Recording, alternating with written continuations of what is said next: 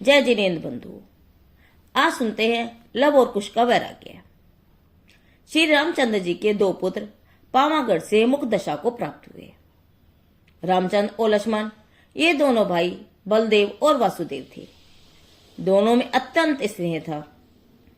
एक बार इंद्र सभा में इन दोनों के परस्पर स्नेह की प्रशंसा होने पर दो देव उनकी परीक्षा करने के लिए आए और लक्ष्मण के महल के आसपास रामचंद्र जी के मरण का कृत्रिम वातावरण उपस्थित कर लक्ष्मण से कहा, श्री रामचंद्र जी स्वर्गवासी हुए हैं। इन शब्दों को सुनकर ही हा राम ऐसा कहते हुए लक्ष्मण जी उसी सिंहासन पर गिर पड़े और मरण को प्राप्त हुए। आहा, देखो संसार की स्थिति। अभी रामचंद्र जी तो जीवित ही हैं, परंतु उनके मरण के मिथ्या समाचार सुनते ही तीव्र स्नेहवश लक्ष्मण जी मरण को प्राप्त हो गए। संसार की इस दशा के संदर्भ में आचार्य कहते हैं, इस अशरण संसार में जिसका ध्यान ही एकमात्र शरण और शांतिदायक है, उस परम चैतन्य तत्व को मैं प्रणाम करता हूँ। चैतन्य के ध्यान द्वारा समस्त कर्मों को शांत कर देता हूँ। अनंत काल से संसार में परिभ्रमण करते हुए इस आत्मा को शांति और मुक्ति कैसे प्राप्त हो? आत्मा का देह सिद्ध पद है। देखो भाई, जीवन में करने योग्य कार्य तो यही है कि जिससे आत्मा भव समुद्र से पार हो। ब्रह्मांड के दुखों में डूबा हुआ आत्मा जिस प्रकार से मुक्ति को प्राप्त करे, चैतन्य स्वभाव के आशय से प्रकट होने वाले सम्यक दर्शन, ज्ञान, चारित्र रूप तीर्थ द्वारा ही भव समुद्र से पार पाया जा सकता है। जब लक्ष्मण के स्वर्गवास का समाचार रामचंद्र जी ने सुना तो वे शीघ्र ही वहां आए और लक्ष्मण की मृतक देह को निहार कर मानो वे जीवित ही हों ऐसा मानकर उनके साथ बातचीत करने लगे। स्नेहीजनों ने लक्ष्मण की देह का अंतिम संस्कार करने के लिए अनेक प्रकार से समझाया, तथापि श्री रामचंद्र जी ने किसी की बात नहीं सुनी और लक्ष्मण की मृतक देह को कंधे पर उठाकर घूमने लगे।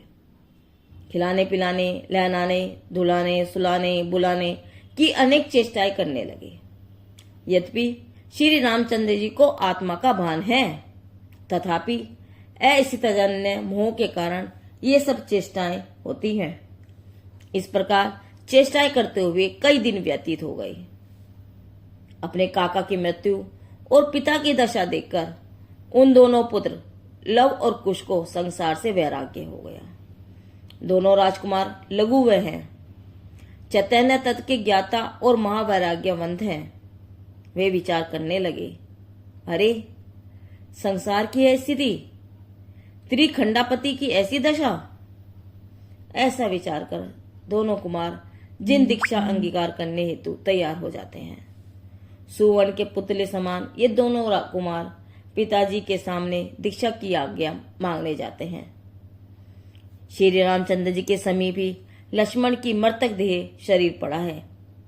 तभी दोनों कुमार आकर अति विनय पूर्वक हाथ जोड़कर दीक्षा की आज्ञा मांगते हुए अत्यंत वैराग्य रस से भरपूर वाणी से इस प्रकार कहते हैं, हे पिताजी, अब हम इस क्षण भंगुर असार संसार का परित्याग कर जिन दीक्षा अंगीकार करना चाहते हैं, हम दीक्षा लेकर ध्रुव चैतन्य स्वभाव का ध्यान करेंगे और उसके आनंद में लीन होकर इसी भव से सिद्ध पद को प्राप्त करेंगे।